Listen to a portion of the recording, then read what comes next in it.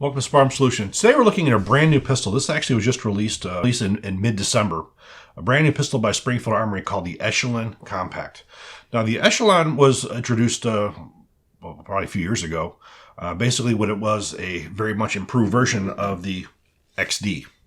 Now the XD pistol first came into the country as the original HS9. Which was a Croatian pistol that was basically referred to as a Croatian Glock, which basically it was striker fired, but it had a grip safety to it. Now, at the time that came in, that was originally came in by SHS product out of Croatia. Well, at that time, Springfield Armory took a look at it and said, we like those, we want to import those and be the sole importer. So Springfield Armory got into a licensing agreement with Croatia, with HS product, and they were bringing in the XD pistols for many years. The one we see here is more of the Pro version. It's got the extended barrel on it. It's got the extended magazine release on it, but this is basically the XD version. Again, we have a striker-fired pistol, a little tit in the middle, like the Glock, but what it did have was a squeeze cock. It also had a provision in the back to let you know if the striker was cocked or not. Very well thought out design, and this is actually a military pistol. This is not a commercial pistol. This is used by the Croatian military, and they've had some foreign military sales and all. So this by no means is what you would call a an aftermarket or some low budget type of a pistol. Well, Springfield went ahead and updated it to what they referred to as the ECHELON. The ECHELON was basically very much streamlining it. Got rid of the grip safety. Basically, it kept the trigger mechanism the way it was, streamlined everything really up very well. We did a video on the ECHELON quite some time ago, but this particular model was very much brand new. It was just released, as we said, in mid-December. Now, let's talk a little bit about sort of the theories behind some of these. There's many guns out there which have been called Glock killers, and what has left Glock open to have all these different types of guns out there is Glock has not changed. Basically, the gun that you're seeing here is basically the same gun that they put out in 1985. They really haven't changed it that much. Slight things on the frame, very slight things, and very slight things on the slide. In fact, you look at this particular Gen 5 here, the one thing you're seeing different on here is you're seeing forward grip serrations, and you're seeing this is finally an RMR. It'll accept the rear sight. Other than that, this gun is basically the exact same. Well, the ECHELON made some different changes to it. When you compare it, again, both of them are made in Croatia. You went from this down to this. Now, the compact version was designed basically to compete with the Glock 19. In fact, you guys also see there's a new collaboration between Magpul and Ruger that just came out, which is also getting a lot of praise as being a potential Glock competitor as well. So basically, I think where Glock's dropped the ball with a lot of innovation is where all these other companies have been able to pick up. And this is a perfect example of such a gun. This is comparable in size to the Glock 19, but which you have some better features on it, I think, than the Glock 19.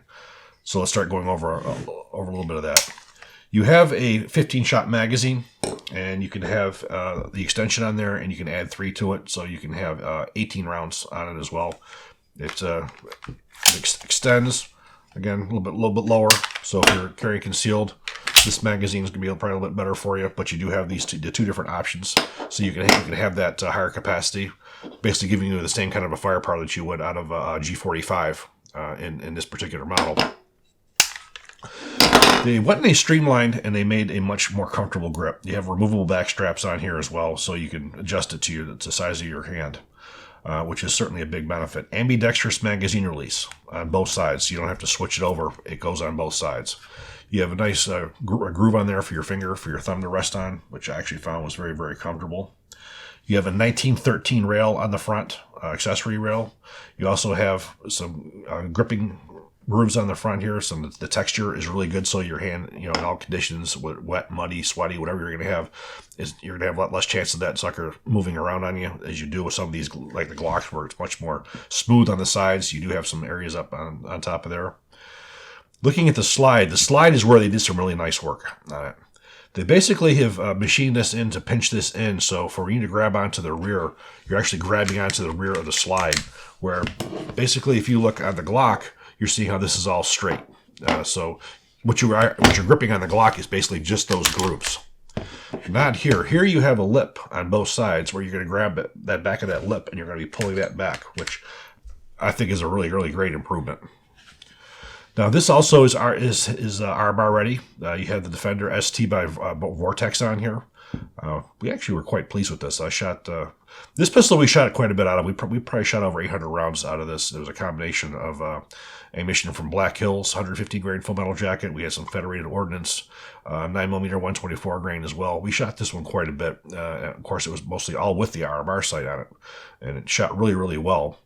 Looking in the back, you have a horseshoe reticle on the back for the rear sight, and you also have a bright yellow tritium dot in the front. Again, you're supposed to focus for quick shooting on your front sight, so that sticks out very well. Also, you have co-witness between your rear, your iron sights and your optic as well, which is really another big deal. You have forward gripping grooves on here as well. You have an oversized trigger guard. So overall, the fit and feel, it feels really, really well. You have a live cartridge indicator on the side, very similar to that of the Glock. It sticks out. You'll be able to either see it or be able to run your finger across there and feel if you have a loaded chamber or not. So again, you have a polymer frame. We'll take this apart in a minute so you can see what's in the inside. You have a grip width of 1.2 inches, an overall length of 7.25 inches. A barrel, you have a 4-inch cold hammer forged melanite coated. Again, melanite coated instead of manganese phosphate. Many companies these days are looking at going with melanite and QPQ and nitride, is saying that they're a better finish than the chrome. I definitely would say you don't see as much of a benefit with chrome with a 9mm as you would with like a 5.56. 1 and 10-inch twist. Again, the sights, you have the luminescent front sight and you have the horseshoe in the rear. Magazine, 15 and 18 rounds. Now, your overall height is 5.125 inches, and if you were to drop in your higher capacity magazine, your overall height is going to be increased to 6.125 inches with the extended magazine. Your slide billet machine, again, melanite, finished, optics ready. We're going to take a look at the captive recoil spring when we take this sucker apart, and we have an overall weight of 24 ounces. So for disassembly, very, very simple. You have you lock to the rear, because again we have ambidextrous slide lock. Now I would say this is probably more of a slide stop than a lock, just because of the fact that I think it's sort of hard to get to actuate. For me, anyways. I mean, you could use it for both, but for me, I would be more apt to want it to slingshot it just because of the size of my hands. We have a disassembling latch lever right here. We're going to rotate that down, pull back on the slide, and move forward. Now, what we do have on here, and I've had a hell of a time getting this out myself, so I'm not going to bother with it. You do have a removable module here, very much the same as the SIG P320 and the Beretta APX. So you do have a removable chassis on here, so if you so chose to swap out frames, that you could. However, I think most people who are going to buy these are not going to be swapping out slides and barrels. They're going to be keeping it the way that it is. But again, you'll see photographs where you can see a picture of the chassis itself when it comes out. Looking at the slide, you have a captive recoil spring assembly. You have a flat recoil spring on here. Again, flat recoil spring, more bearing surface, lasts longer, more durable, more reliable. And you have your barrel. Now, of course, most importantly, you have your firing pin safety, which is your drop safety in case this thing was dropped. Now, this pistol here is not having the same issues like you would have with a SIG, for instance. This is not carried in a fully cocked position. So for as far as your drop safety is concerned, you don't have to worry about that whatsoever. This is a very, very well-made pistol. Looking in the inside of the frame, you'll see a lot of nickel-type finished parts on here, which will prevent corrosion. So, overall, very, very well-made. No machining marks whatsoever. Is very, very well made. So reassembly, drop your barrel right back in. Insert your recoil spring. Slide goes right back on the frame. There you have it. We're going to take this to the range. We're going to see how it shoots.